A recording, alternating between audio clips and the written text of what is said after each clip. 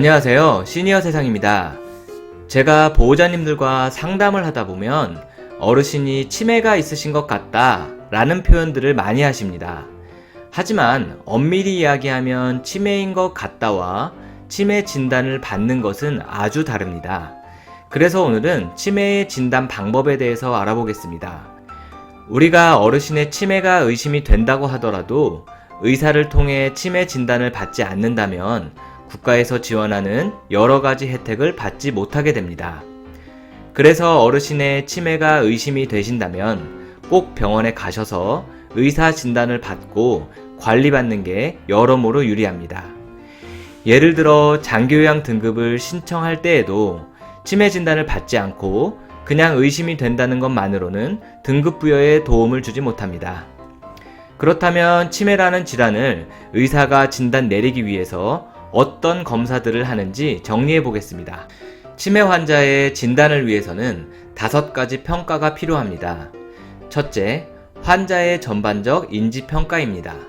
기본적인 문진을 시작으로 간이 정신상태검사, 신경심리검사, 즉 MMSE를 통해서 전반적인 인지저하가 있는지 확인합니다. 둘째, 인지저하로 인해 일상생활에 지장이 있는지를 평가하게 됩니다. 이때는 문진과 보호자 면담, 설문지 등을 이용합니다.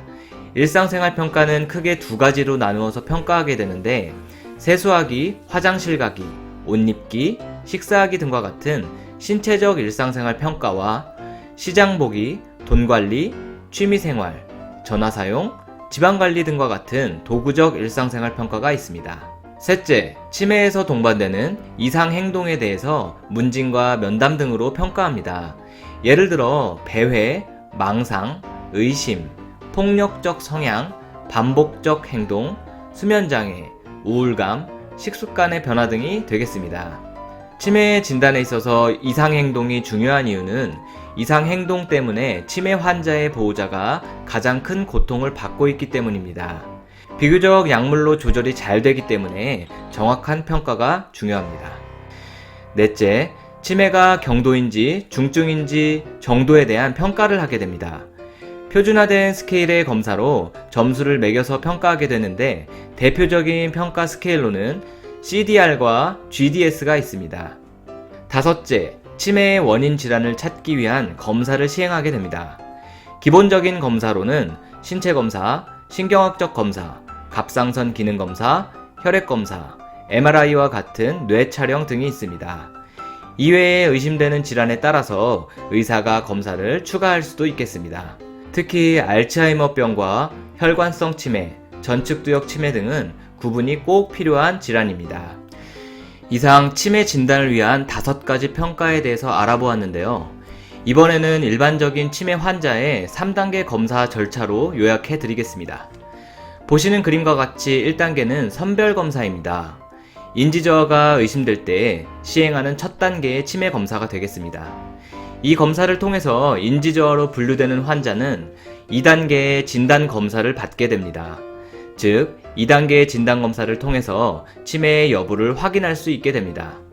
3단계는 감별검사로 치매의 원인을 확인하는 절차가 되겠습니다.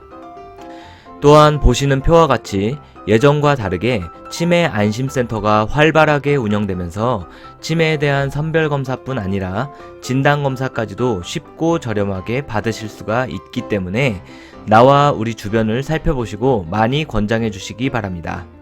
치매는 이제 누구나 겪을 수 있는 질환이 되었습니다. 국가적 차원에서도 치매의 예방과 관리에 적극적인 만큼 우리 부모님이나 또는 자신이 조금이라도 이상이 있다고 느낄 때에는 바로 검사하고 관리받는 것이 중요하겠습니다. 치매는 예방과 관리가 최선입니다.